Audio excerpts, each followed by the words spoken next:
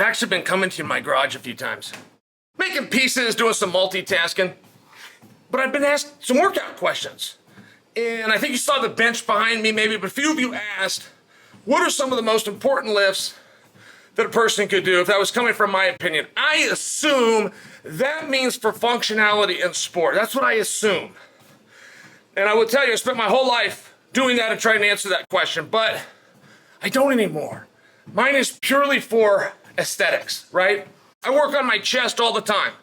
Jon Jones said that I have boobs. Was a good motivator, right? Because I can't say that that was an accusation. It was more of an observation. So I do a lot of stuff, not really looking for that same strength or that same endurance, but I will give you a tip. Everybody's favorite lift, every male favorite lift is the bench press, for sure. Chest day is their favorite day. Just like squat day is their least favorite day. If you're doing bench press, don't ever do a flat bench press. There's no point. Sarah, come closer, please. Yes. There's no point to doing a flat bench. One, for power or explosiveness, but also for aesthetics. And not to mention, if you're in combat, which if you guys are asking me questions, it probably has to do with that. In combat, and this is more boxing. It's more boxing than it is wrestling. Wrestling's very big into lifting weights. MMA's kind of into lifting weights. Boxing, no weights. There's a question in boxing. Is lifting weights bad for you or is it really bad for you? Because it slows you down. That's the belief. Yeah, Roy Jones moved a little bit of weight around, not a lot. Evander Holyfield moved some weight around. Not a lot, though. And they were rare. The fact that they did any, they were rare. Because it was about speed, right? They knew power didn't come from strength. It came from the movements. I just share this with you. Because if you are going to lift, it doesn't matter if it's for aesthetics, which is why I lift now, or if it's for sport. You get a very, very small benefit from a flat bench press, even if that's everybody's favorite, okay? Always incline your bench. There, if you can step around, just so they can see it, just incline your bench. Back to me. Even if it's just a little bit, make sure it's inclined. Now, when you go to lift it, I guarantee on day one when you learned how to lift, they explain to you to have your arms wide. Many people believe that with a push-up as well. The wider your arms can go. Now, those people aren't wrong in that it will isolate the pectoral muscle more. That's true. You ever do push-ups where your arms are in real tight? They're a little bit easier to do. You could do a few more push-ups. But it's also a different exercise, which is the same as I want to show you on the bench press, right? You can do the wide grip and really isolate the pecs, but if you bring your arms in, you're still working pecs. They're just not isolated. Now you're bringing in the triceps. I like that trade. I like a 2-for-1. There's a lot of guys, there's even books written that'll tell you to isolate. Isolate. 6 of one, half dozen of the other. I'm just sharing something different with you. Always incline your bench. Don't ever do declines. You're wasting your time, even if you can do more weight and you feel good about it. Flat bench, it's just not practical.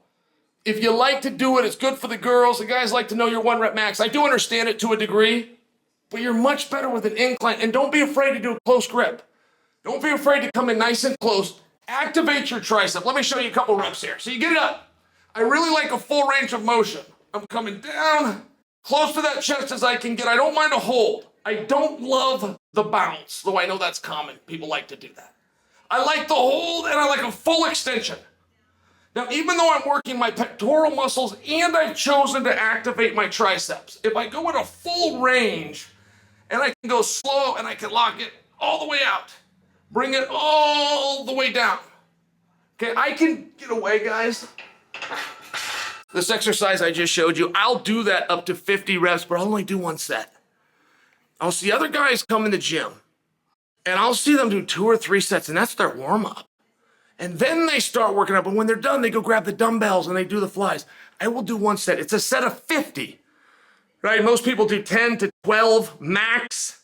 Some people as few as 3 and up to 6 if they're going for some real power. I'll do it for 50, but I'll only do 1. And I'll be done. I have to be done. I will destroy those fibers. I can go move on to something else.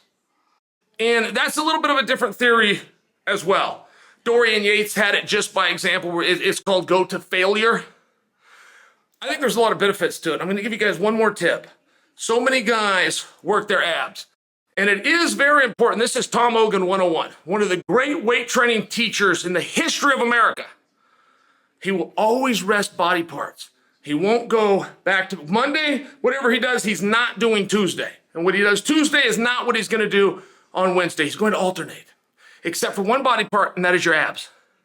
Your abs can be and should be worked every single day. It's similar to your neck, but none of you work your neck, so I'm just going to move on. When you're doing abs, you can go down and you can do the sit-ups. You can grab a bar and pull up. That's good stuff. It's good, really good. The best, the trick, the best ab workout you can do, come over here. Stay there.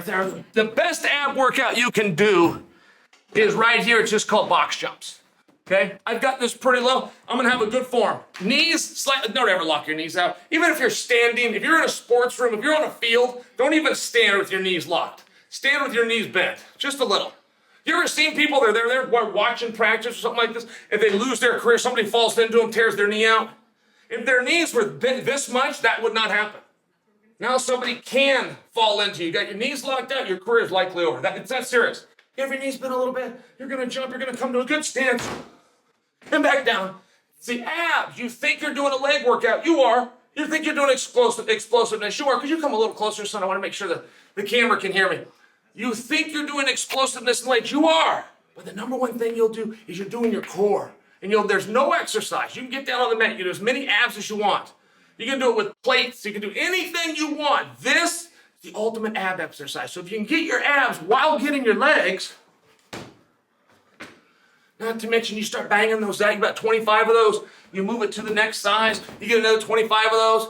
You're also going to get your cardio.